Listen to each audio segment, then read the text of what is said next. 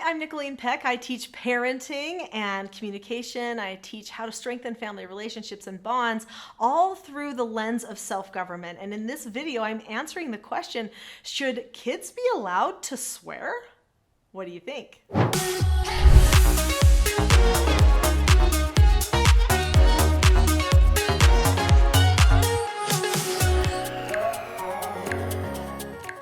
To swear or not to swear? That is the question. I think most parents would say no, children shouldn't swear, but then some parents swear. So then when their children swear, they're like, well, I mean, I swear too, right? Really, is it about the words? To me, it's not about micromanaging the words. It's about a whole lot more than that. And I am grateful to my parents for what they taught me about swearing, about language, and about the type of bar we ought to have for our children. In this video, I'm going to be sharing a true story from my life, and then also some tips that you can remember as you're helping your children understand why they maybe shouldn't swear. I suppose I should say that I have two stories. The first one's pretty short though. So a couple of years ago, a neighbor came to me and she said, Nicholeen, I've got to tell you something that I've noticed about you. And I said, okay. She said, you know, your speech is so refined. She said, there are just certain words you never say. I mean, when I hear other people talk and they're swearing all the time, I feel like it's normal. I mean, I don't have a problem with it, but you never do it. And there's just something about being around you that I kind of like. In fact, it seems like you're much more positive and optimistic, and I enjoy your company a lot more. Now, remember that, because those are some of the effects of being around people who don't swear. Swearing is a negative behavior. It is cursing, right? So this is something that we use to express negativity. What does that do to us? What does that do to the people around us? That made an impact on me, and I recognized that there were effects to my behavior that I didn't even realize at the time.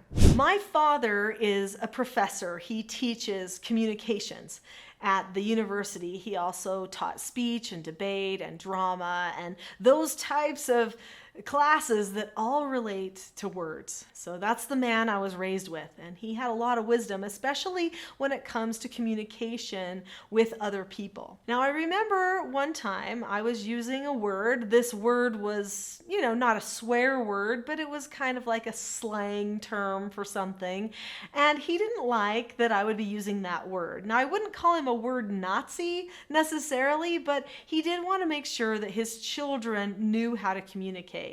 And he looked at me with patience and with directness, and he said, Nicholeen, that's not a good word choice. Remember, master your mother tongue, and you will make a mark upon the world that will be noticed. Ooh, that hit me. That was true. I knew that what he said right there was true. Anyone can curse, anyone can swear, but that's not the sign of a truly developed person, a person who has control over themselves, a person who is refined and dignified.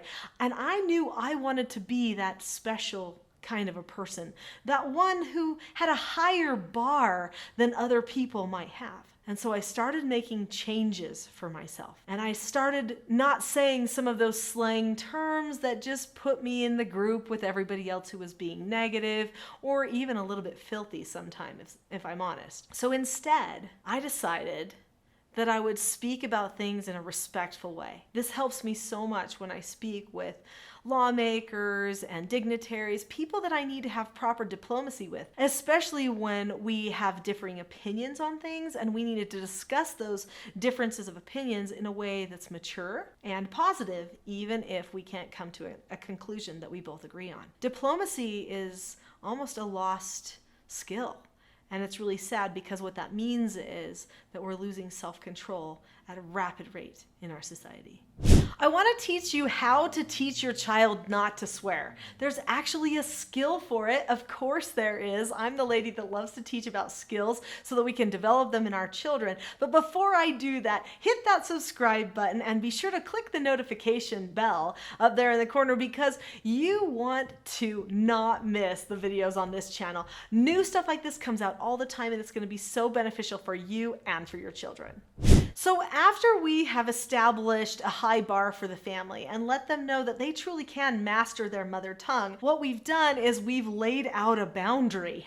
We've said, okay, these words are no. We don't say them because they're not kind to other people. They're a low bar for us. So basically we sell ourselves short if we use them. It doesn't give the best impression of us and who we are, right? Once we explain those things to our children, we have a clear boundary of words that we absolutely will not say. So these are now considered to be swear words, right? You're going to want to make sure that you tell the children what to say instead.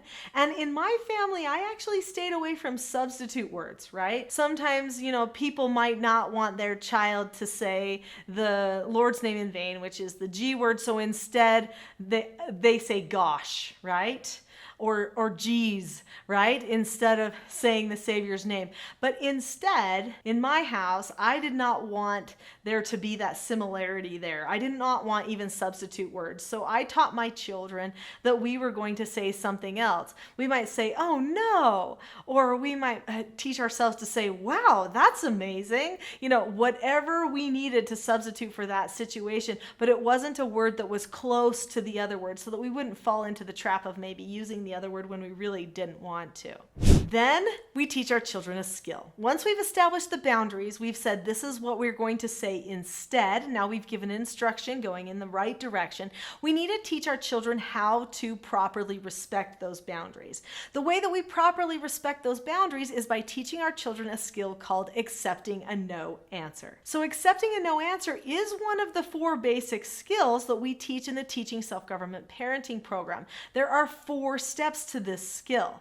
The steps are to look at the person or the situation. So in this case, we're looking at the boundary line and we're saying, okay, that's a boundary. That is a no. We don't cross over that line and say that word, even if other people around us are saying that word. Then we keep a calm face, voice, and body. That's step number 2. Then we say, okay, or we disagree appropriately if we feel like we need to talk about it with ourselves or with somebody else, and then we drop the subject. So we see the line, we say, not crossing it, okay, I'm not thinking about swearing anymore. That's how a person accepts a no answer. Now, if you teach your child this is a no answer, and this is how you accept a no answer for swearing, then you need to make sure that you let them know you'll praise them when they use a better word, especially if they've already developed the habit, and that you will correct them if they cross over the boundary line, because then they are not accepting a no answer and they do need to be corrected. One thing people might not factor in when it comes to swearing in children is that if you do allow your children to swear because you do and you don't see anything wrong with it, you actually might be making it so that your children aren't taken as seriously by other adults, especially other respectful adults that you come in contact with.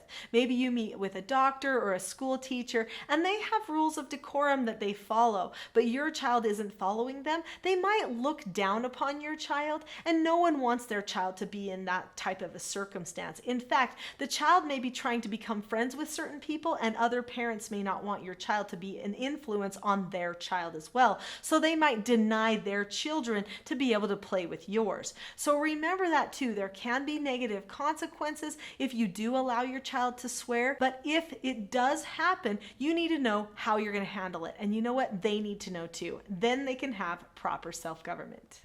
Accepting a no answer is just one of the 4 basic skills. If you would like to learn the other skills and see them in action, be sure to check out my video, 4 Skills to Transform Your Parenting. That video goes into great detail about these skills and helps you learn them so that you can master them at your house. Click on the link now. I'll see you there.